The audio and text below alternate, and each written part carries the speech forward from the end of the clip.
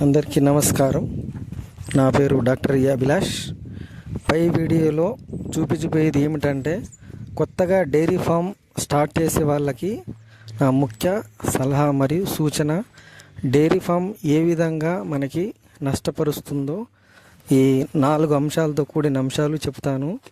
ముఖ్యంగా dairy farm start చేసే వాళ్ళకి ఈ డైరీ ఫామ్ గేదెల ఫామ్ కానీ ఆవుల ఫామ్ కానీ పెట్టుకోవచ్చు. ఫస్ట్ డైరీ ఫామ్ లాస్ అవ్వడానికి ముఖ్య కారణం ఏమిటంటే, ముందుగా మనం హర్యానా గేదెలు కానీ మన లోకల్లో గేదెలు కానీ పాలు ఇచ్చి మనం సెలెక్ట్ చేసుకోవాలి. ఫస్ట్ మెయిన్ పాయింట్ ఏంటంటే, రైతు వారి కానీ యువ రైతులు కానీ ఎవరైతే డైరీ ఫామ్ పెట్టాలనుకుంటున్నారో మెయిన్ సూచన ఏంటంటే, ఫస్ట్ గేదెల మీద ఒక అవగాహన ఉండాలి. దాంతోపాటు షెడ్ ఉండాలి, కరెంట్ ఉండాలి, ల్యాండ్ ఉండాలి, అదేవిధంగా ట్రాన్స్పోర్ట్ ఉండాలి. అదేవిధంగా ఒక ఫస్ట్ మెయిన్ పాయింట్ ఫెయిల్ అవ్వడానికి కారణం ముఖ్యంగా 2 పాయింట్లు మెయిన్ పాయింట్లు. ఫస్ట్ పాయింట్ వచ్చేసి, ఒక గేదె దాని జీవితకాలంలో 8 నెలలు పాలిస్తుంది. అయితే రైతు వారికి ఇక్కడ గేదె ఈనాక 60 రోజుల్లో కానీ 50 రోజుల్లో కానీ 90 రోజుల్లో కానీ ఎదగొస్తుంది. ఎదగొచ్చినప్పుడు మనం కంపల్సరీ ఇంజక్షన్ కానీ దున్నపోతుని కానీ చాలా తక్కువ పీరియడ్లో కలపడం వలన గర్భం నిలుస్తుంది.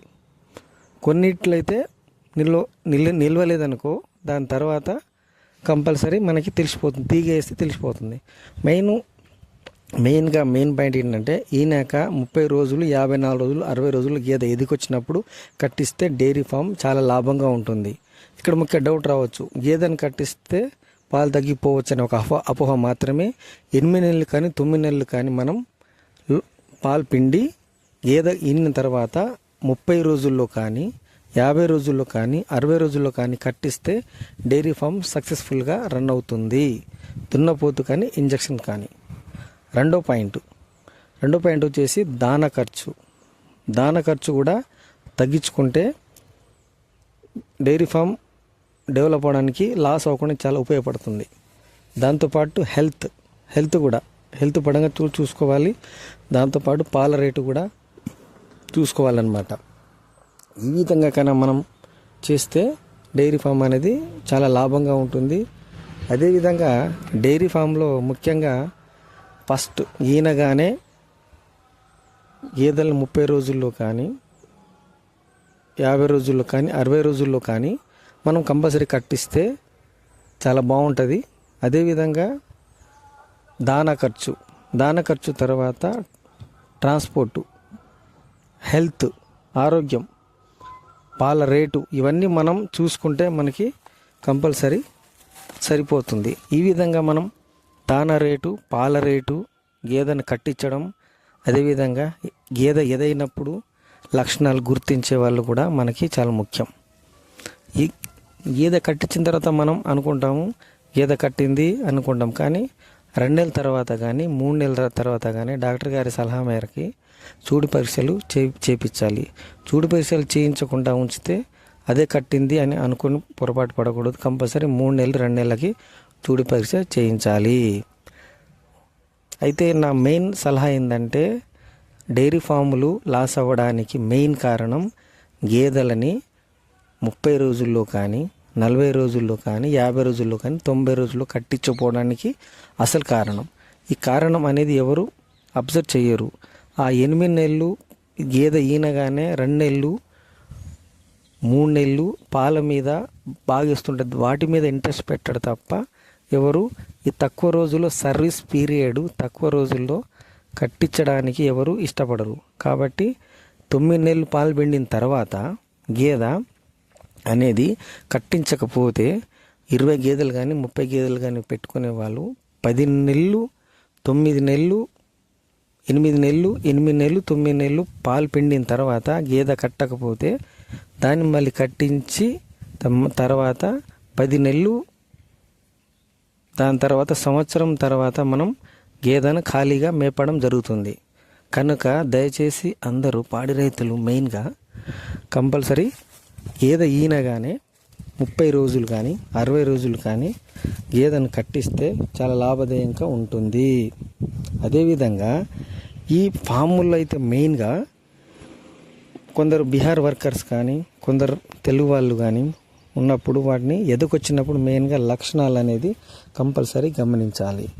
సంవత్సరానికి ఒక దూడ కనుక మనం చూసుకుంటే ఏడాదికి ఒక దూడ అంటే సంవత్సరానికి ఒక దూడ చూసుకుంటే 1 year for 1 calf అంటారన్నమాట.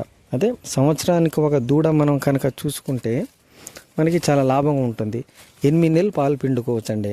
8 నెలలు పాలు పిండుకున్న తర్వాత ఒక 2 నెలల డ్రై పీరియడ్ ఉంటుంది. డ్రై పీరియడ్ అనేది మనం ఎప్పుడైతే ఈ ఫార్ములా మనం ఫాలో అవుతామో ఏది ఈనగానే 30 రోజులు కానీ 54 రోజులు కానీ 60 రోజులు కానీ 90 రోజులు కానీ గేదెను మనం కట్టిస్తే ఈ ఫెయిల్ అవ్వకుండా కంపల్సరీ డైరీ ఫామ్ లాభాల బాటలో నడుస్తుంది.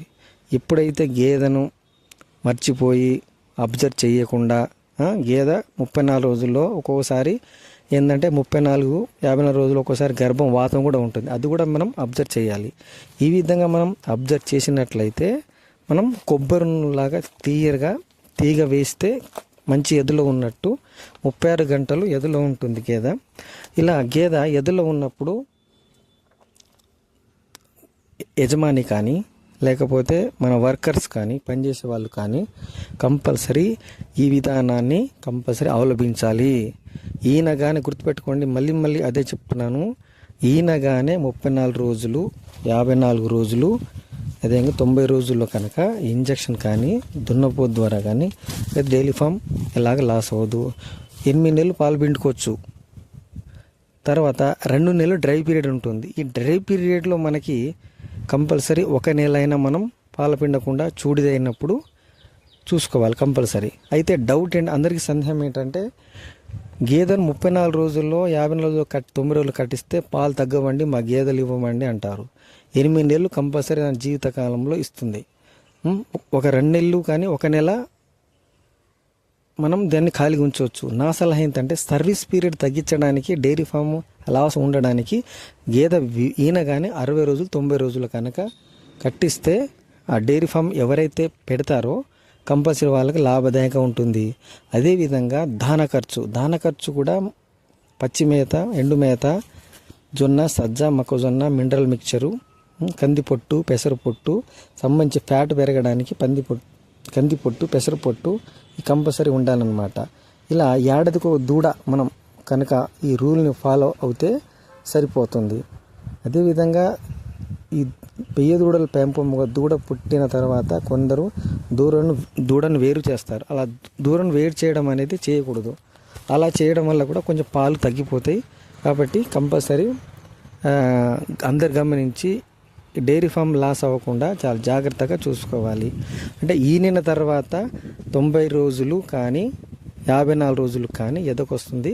కంపల్సరీ ఈ ఫార్ములా 8 నెలలు పాలు పిండండి, ఒక 2 నెలలు డ్రై